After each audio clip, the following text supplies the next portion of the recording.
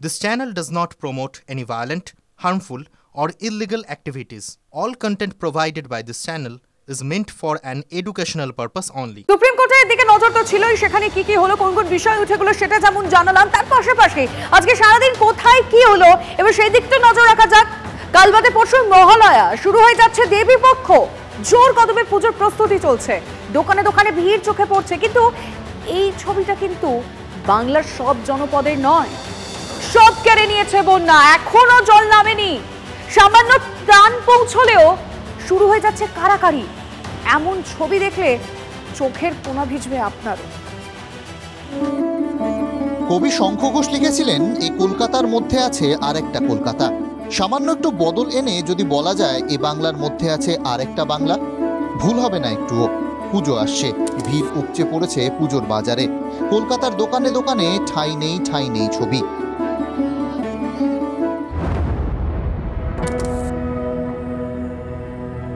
কলকাতা থেকে 100 কিলোমিটার দূরেও উপচে পড়েছে ভিড়।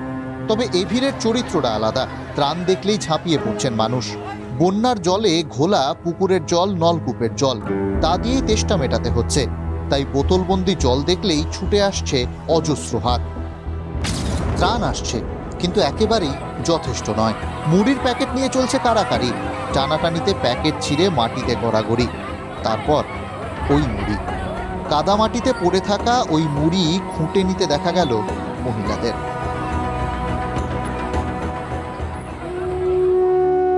মনে হচ্ছে না এ বাংলার মধ্যে আছে আরেকটা বাংলা?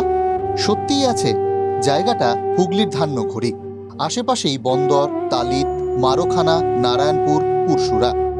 দ্বারকেশ্বর আর রূপনারায়ণের বাঁধ ভাঙা জল ভাসিয়ে দিয়েছে এলাকার পর এলাকা। কাঁচা বাড়ি প্রতিবার ভাসে, পাকা বাড়িও ধরাশায়ী এবার।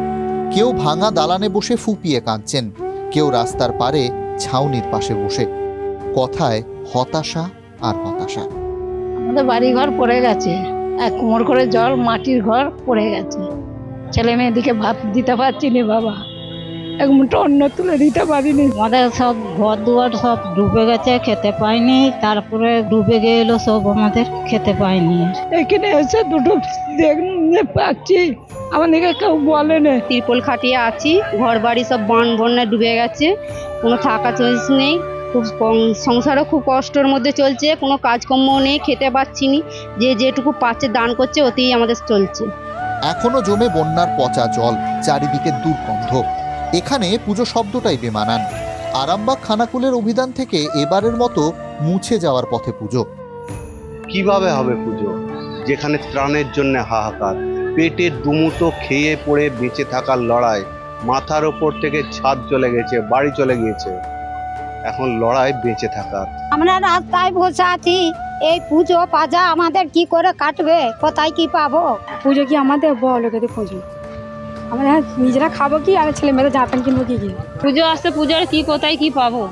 কষ্ট সংসার, ছেলে পুলেদিকে দিতে পারছি নি, আর অভাবে সংসার ঘর দুয়ারও ভেঙে গেছে, বানে একবার ভেসে গেছে। আমাদের পাশে কেউ নেই, কেউ আসেনি।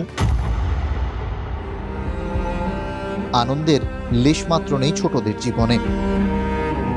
বানে ঘর ডুবে গেছে, বাবা মারা বলছে জামা কাপড় আবার কিনবো কি করে, ঘর দুয়ার বাগাতে হবে, একটা জায়গা ফায়গা কিনতে হবে আর করতে হবে।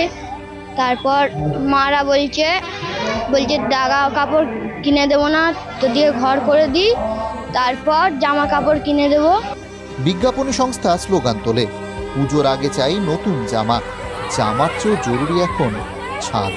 পুজো হয়তো হবে, তবে নাম মাত্র। এখনো প্যান্ডেল বাঁধার কাজ শেষ হয়নি, প্রতিমাও শুকোয়নি। এলাকার অবস্থা তত আমরা চাঁদাপত্র কাটতে পারছি না। শোকাচ্ছে না, এরকম বন্যা হয়েছে, আবার বৃষ্টির জল পড়ছে, ঠাকুর শুকনো হচ্ছে না, রোদে বার করা হয়নি। আনন্দ উৎসব মানুষের মধ্যে আনন্দটা নেই, এখন একটা হাহাকার তৈরি হয়েছে। এ বাংলার মধ্যে আর একটা বাংলা, ঘর কেড়েছে বন্যা। ওরা উৎসবে ফিরবে না? উৎসব কি সবার হবে না? তন্ময় বৈরাগীর রিপোর্ট, TV9 বাংলা।